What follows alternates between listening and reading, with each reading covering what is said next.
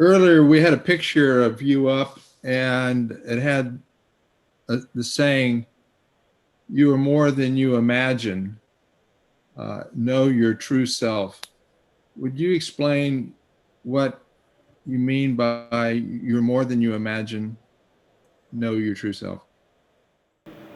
Generally, the consciousness of the soul is stuck into the body by being attached to the brain.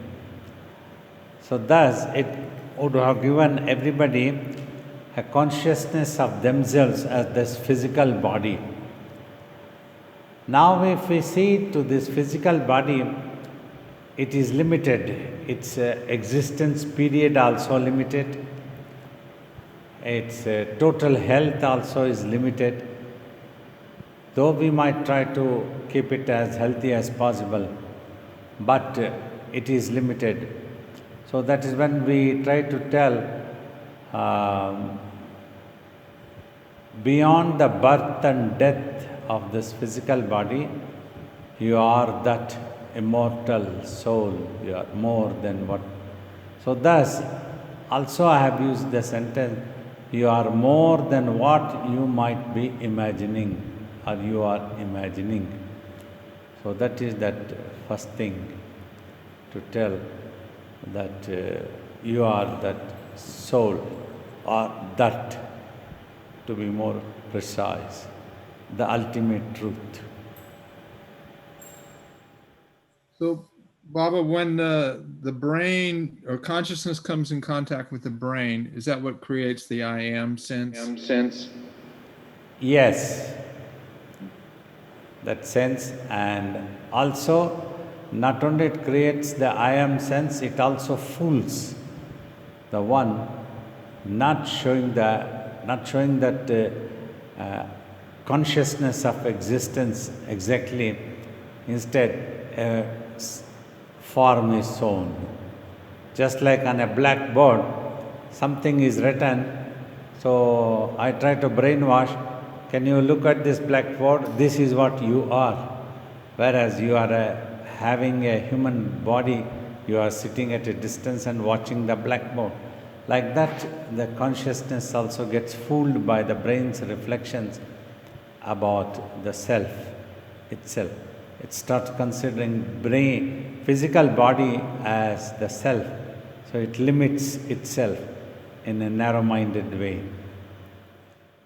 So, essentially, Baba, is the spiritual journey is simply shifting our consciousness from what appears in the mind onto the watcher. Yeah, the attention shifting from the physical body to the real self. That's the return journey, as we like to call also. So last week or last call, I mentioned something that I kind of realized that sadhana was simply managing our attention, and so the whole spiritual practice is really about putting your attention back on yourself as the consciousness of existence. Yes, exactly. So, besides meditation, what can we do during our waking day to get our attention to be on the self? Other techniques are when you practice acceptance, as I have told, if you are going to be active during the whole day, so you plan and you work out, you plan to achieve something and then you start working for that. But when the result comes, so before that, don't go into any type of imaginations about the result, just remain quiet and accept the results as it comes. Then the mind becomes quiet and recedes. So, this makes automatically the attention to shift off the mind from being on the thoughts and visions that it had been imagining to itself. So essentially, that's just another way of saying of kind of staying in the moment, staying present, Exactly, it and is. just kind of working and watching without getting caught in all the thinking. Yeah, this is what we also tell. The mind is either brooding about the past or is anxious about the future, but the meditation neutralizes the mind and brings it to the now, present. So the future and past, they both disappear. They are only in the memory of the mind, the visualization of the mind. So most of us are living in either a memory or an imagination of the future. Yes. Okay. Thank you, Baba. So, Baba, I wanted to continue with that. So, I was thinking about this too this week of memory is in the mind and imagination is in the mind, and this now moment. So, what is happening in the now moment? Are we still in the mind, or We just where's the now exist. moment? We just exist. When just exist, not doing anything, you have that peace, supreme peace. So, as long as you are trying to do something through the mind, with the future or past, it cannot remain in the present. So, giving up this when you come to present, so peace descends. So, naturally, automatically, any anxiousness, the imagination about the future brings in anxiousness, and the brooding about the past brings in unwanted pain or any such things. So all this gets stopped and you are there and you just have peace. It seems like memory is a choice, or to remember something, but imagination seems like it springs up automatically. Like when you say don't imagine anything, it doesn't sometimes feel like a choice. It feels like it just springs up. Yeah, that's what the mind has become habitual into. So it springs up. That is what one needs to stop. That is why the technique of just watch. So I have one other question, Baba. You've said in the past how ask questions while you're ask questions so that you don't have any doubts. And my question then is, I'm assuming that the doubts that we are stuck in the brain thinking that we're a body, but my question to you is, what are these doubts, and can hearing the truth actually take away all doubts?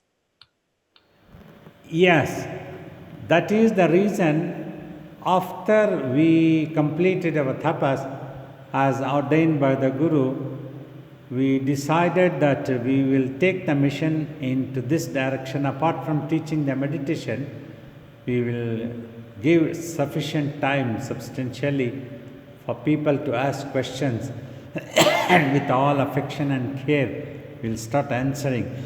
Because when you close the eyes, try to meditate, when any thoughts and visions come, mind is unable to keep quiet. It keeps on, why this? Why not this? What if it doesn't happen? What if it happens? Like the past brooding happens, why did it happen so? Why didn't something else did not happen? Why did I allow it to happen, or somebody made it to happen like this? It gets involved into millions thoughts. About future, what if it happens like this? What if it doesn't happen like this? Then what will happen? So thus it jumps into anxiousness. That is the basic things. So to stop this only, we try to answer about the truth based on our experience, using the nearest imagination to reduce the such doubts and fill the seeker with more confidence. Just keep going. To give that understanding, all you have to do is just watch. Don't bother about anything. Rest is all settled. It is all done. Like that. Like I try to remind when make you all to sit for meditation, relax, forget about the world. Everything can be attended after the meditation is over, not in the midst of meditation. That's what the thoughts come. Thank you, Baba. The first meditation, my mind was very active.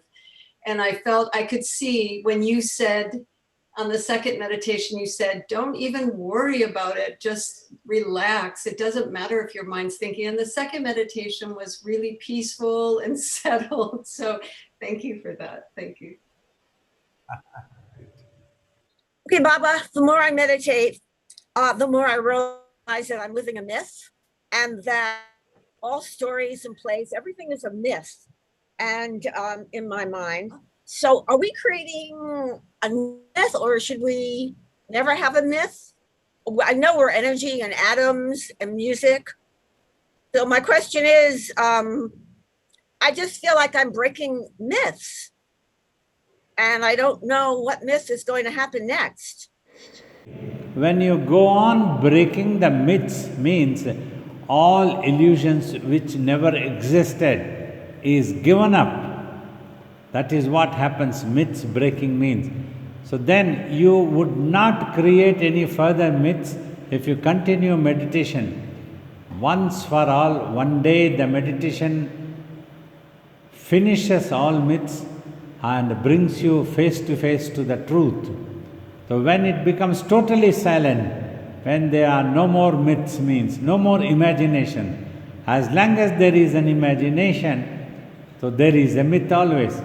Now remember, you stick to one myth. There is a guru called Baba and he is telling you the truth and you just follow that. So you stick to this one myth so that you can break all other myths. And finally, I will help you to break this myth also, don't worry. Okay, thank you. Baba, thank you for being with us. It's always a great gift and pleasure. It's wonderful. When you talk about simply watching, and then if you just watch, eventually those thoughts will disappear.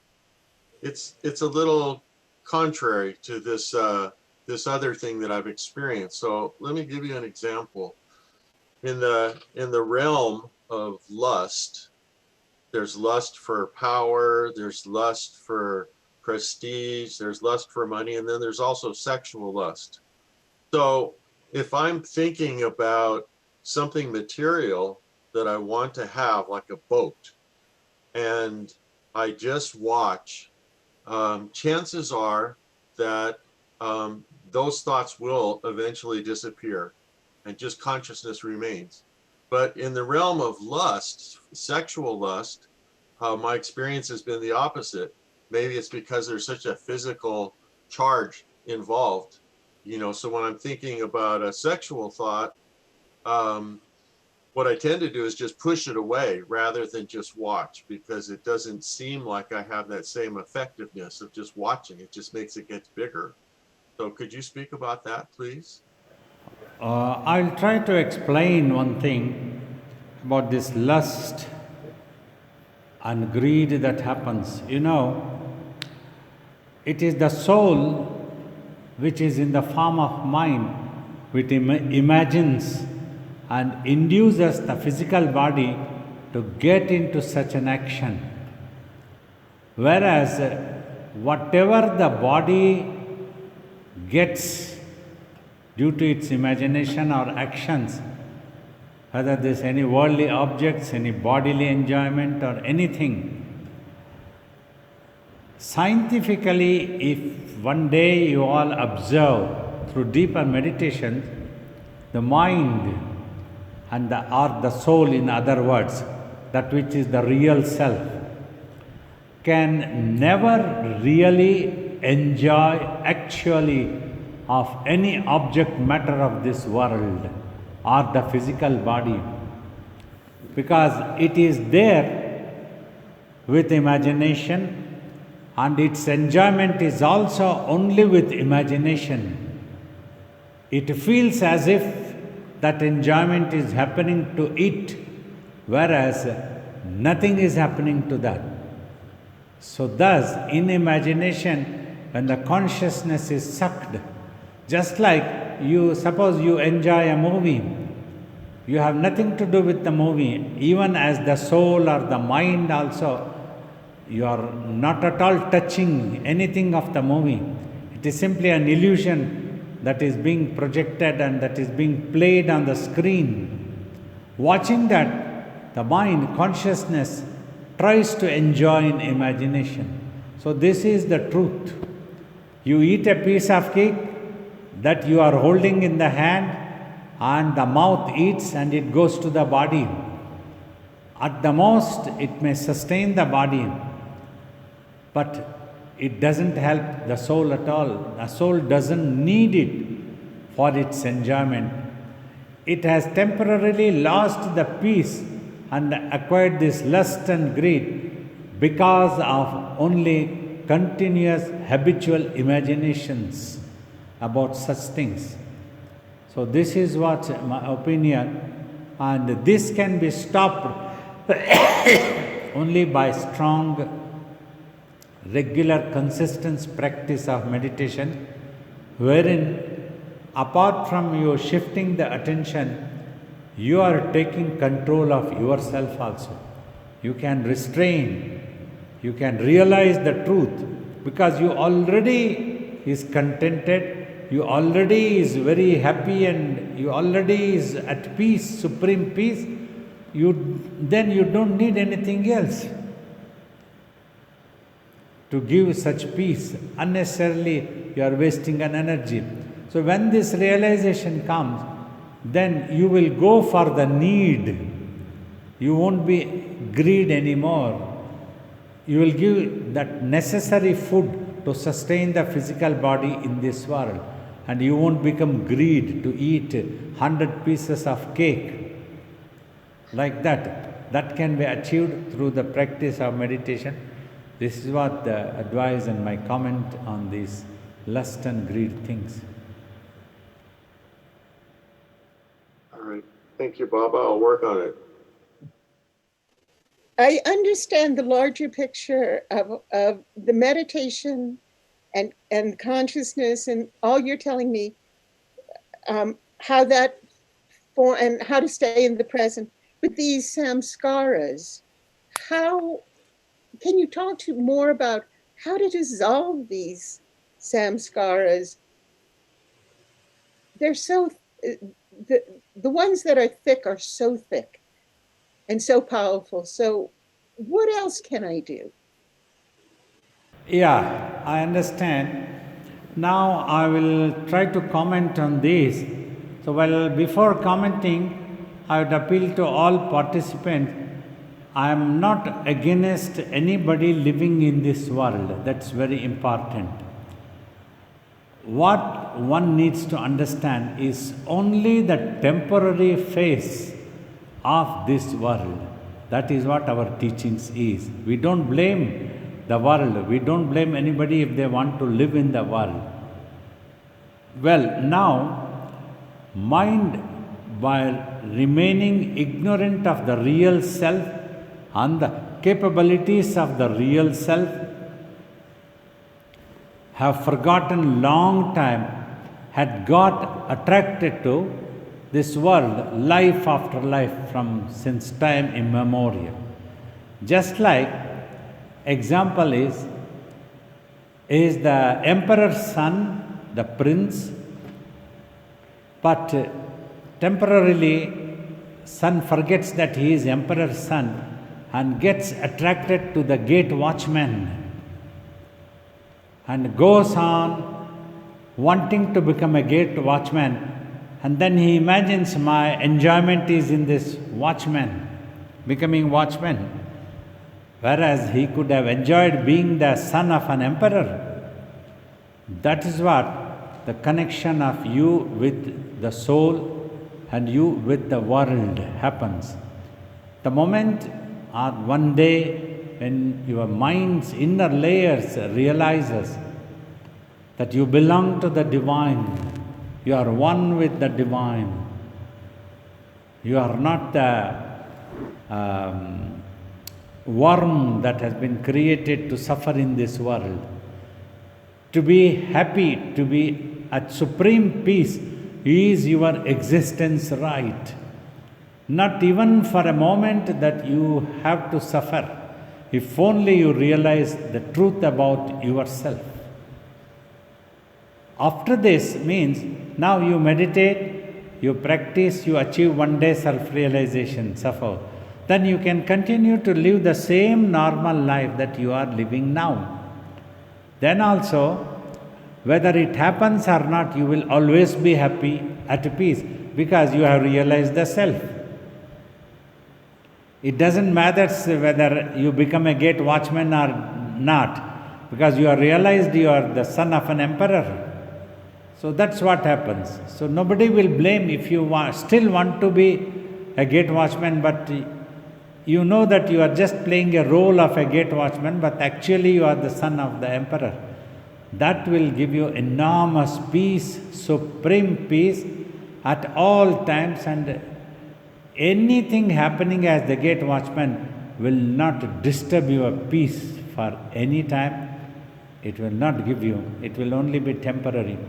So thus you catch hold of Baba, and that is your faith, not as this physical body I am talking.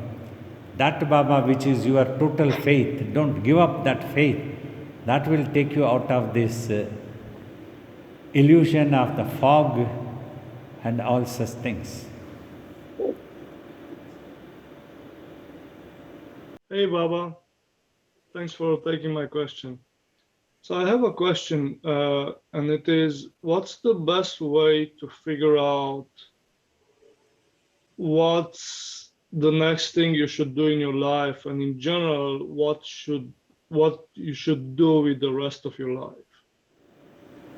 As the things come, you just learn to face. Because you don't have to visualize, you don't know what's going to happen next. But you don't have any confusion, you will be ready to face whatever comes. Just like a soldier is in the battlefield. Next moment he doesn't know whether the other's sword will pierce him or whether he will pierce the other enemy. But he has no confusion, he doesn't bother. Whatever happens, he is just ready to face it. So this world is also like that, a battlefield. Whatever comes, you just face it. You will learn. When you meditate, you will never be confused, you will never be afraid, you are not scared anymore.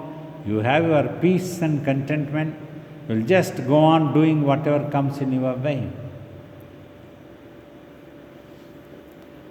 Thank you. We thank you very much for all your profound guidance and wisdom to us. In the last session, you talked about tapas and sadhana.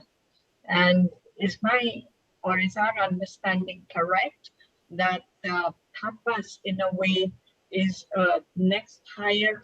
While we're doing the sadhana, we must also have tapas as the means to self-realization. And when you gave your example, or you were asked if the service to your guru was a tapas, and you said it was.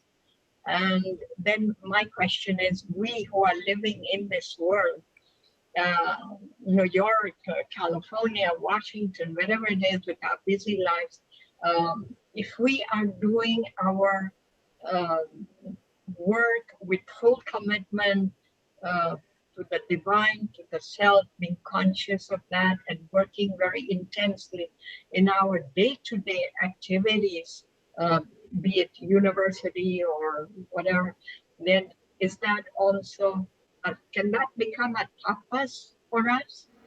Yes, provided you just remember these couple of points, you do every work total dedicatedly, whether anybody appreciates or not. Do not expect anything from anybody from this world. You just do it for the sake of doing it, that is all. You don't have any other expectation. then your mind will remain at peace and the divine will grace upon you to get the self-realization eventually. I had a question about watching the mind during meditation.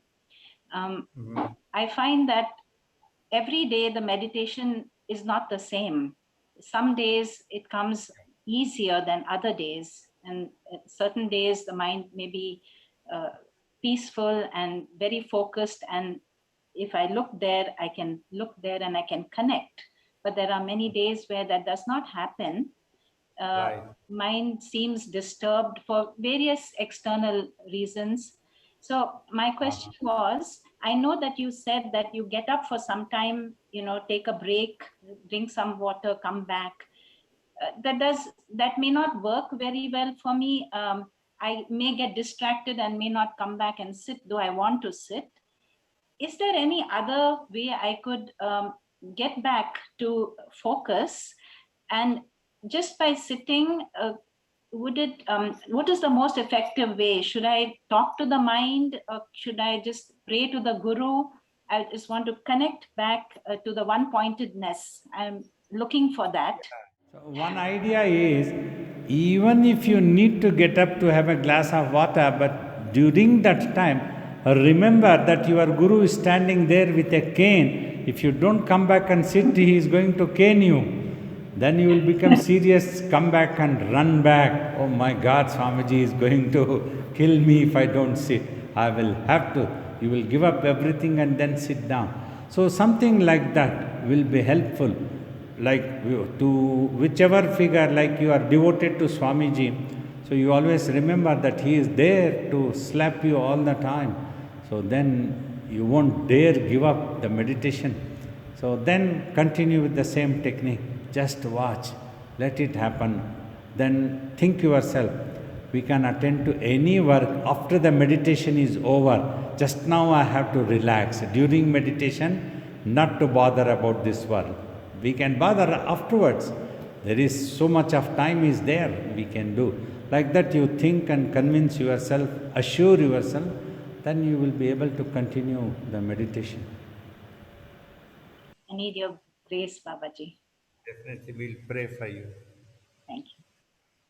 So my question is it possible to achieve total celibacy with meditation? Yes, it is possible, because through the practice of meditation, you will take control of yourself. You will gain that self-restrainment practice. So that willpower increases. This is not the thing, this is not needed. So this is needed. So we'll take up more meditation, more and more meditation. So thus it will be possible if you continue meditation, you will become more stronger and stronger.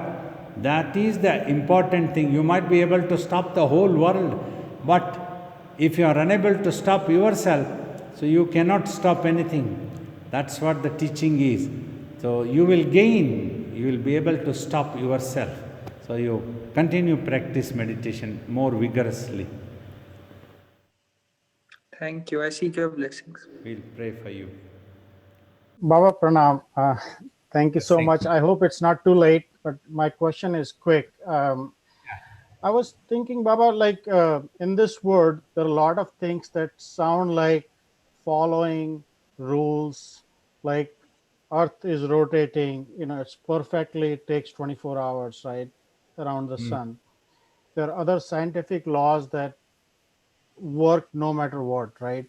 And there are other things that sound very random, like, all of a sudden flood happens, some people die in accident, or some people always tend to have some problems. My question is there some kind of scientific rules that govern this world, or is it very random? I mean, in other words, what we are trying to achieve and do every day, if we follow certain principles and guidelines, everybody can achieve or be what they want to be, or there are external forces that can prevent some people from becoming or doing things that others can achieve quickly. I hope I'm clear, Aaron. Yes, yes. And now pay attention. The entire creation is running at random. Why? It is impermanent. Today it might appear to us that Earth is rotating on its axis for 24 hours and 365 days. Some time ago I read an article, scientists telling several billions of years ago, the Earth was rotating more faster than what it is today. It was rotating at 22 hours per day. Now what it is rotating 24 hours. And then it used to rotate for more than 400 days to come one round around the sun. Slowly it has decreased, and at random now it is running at 24 hours. Not necessary that tomorrow and the next billion year it has to be running like this only. Thus it is impermanent. So we can call it at random only. It is just running as long as it goes on. Everything in this world, nothing is bound that it has to happen like this only. What is possible is the mind's power. When you develop your willpower, when you do not give up doing certain thing, so that happens. That is the reality. That will not be at random. When you decide, I must meditate. When you decide, I must go and join Babaji's Zoom classes, that you will make it possible. It's your willpower and it induces you to act upon. So you will do it. So that is how this universe is running. The law is a law. It is neither scientific nor spiritual. Terminologies we have used, when we become used to science, everything we want to call, oh, it is more scientific, means our criteria is to tell it is more realistic. Whether we use the terminology spiritual or scientific, it is actually the more realistic is the word or the criteria that has to come. So that is what really happens. More scientific laws, we keep talking. So all laws are there, not that it is scientific law. Like for example, nearly 120 years ago, flying machine was invented. Only the flying machine was invented, but the flying theory itself was always there. It was discovered that we can fly. So it is neither spiritual nor scientific. It is simply there. Like this world is there. If a scientist looks into this world, he may use his own terminologies based on his own cultural background. If a poet sees this world, he may compose a poetry based his own culture and background. But if a spiritual saint or a poet, a devotional poet, he will use his own terminologies. That's how the truth happens. So finally, this universe is impermanent. It is happening at random, like our heart itself is beating at random. It can stop any moment. There is no such rule that it's not going to stop for the next 100,000 years. No. But mind, the soul's power is there. That willpower can work. That is the realistic. Then when you practice meditation, you gain that power, that willpower, as we were discussing for the previous question of self-restrainment. This becomes possible. You gain that willpower. So this is my opinion after practicing the meditation. Thank you, Baba. My blessings. Baba, thank you so much for this class. I really appreciate your assistance in all ways. My question is, meditation purifies the mind, and I feel that I have had effects of that, but I'm wondering how that links up with balancing karma. And is that the same thing, or is that a different topic? In other words, if the mind is purified, there could still be karma to balance? See, balancing karma means, so whatever the mind had acquired karma, it had visualized and induced. Just before you were born, the previous life itself you had visualized, and that had taken shape of the desires in the mind. So that is happening. Now, when you practice meditation, you stop the future. The mind stops visualizing. It stops acquiring any further karmas. Simply it will undergo whatever had been done previously.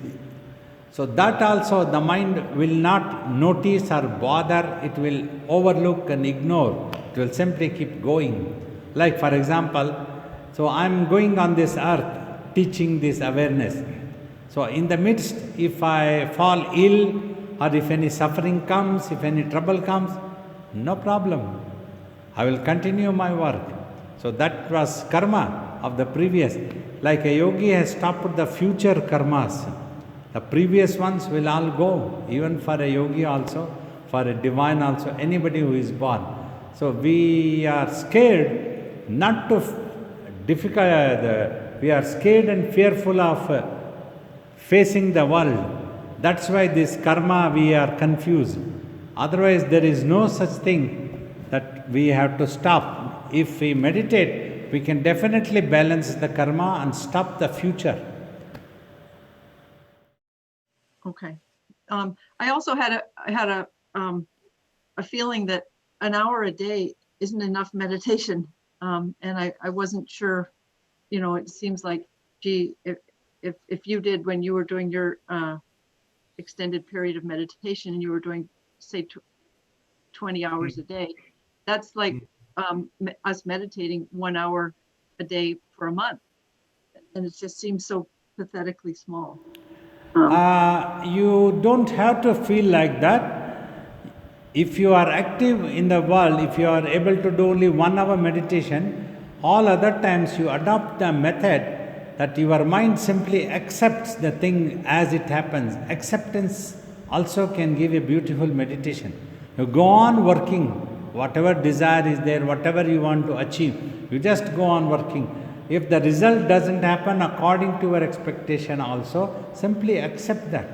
So I was destined to have this, let me not bother too much. Because those, if thoughts arise, thoughts become obstacles. So if you don't allow the thoughts to arise, there is no obstacle for the mind to become quiet and be meditative all the time. So your meditation can automatically increase. Like this, when acceptance comes, it gets converted into meditation. Thank you. Thank you. That's very helpful. I appreciate that. Thank you. You are welcome. My blessings. Thank you, Babaji. Time's up for this meeting. Wonderful. Thank you and Victoria for helping me to conduct these classes. And I appreciate deeply all your participations, taking out your precious time. And I hope you enjoyed the Q&A sessions and meditations also. I enjoyed being with you all. All my love and blessings.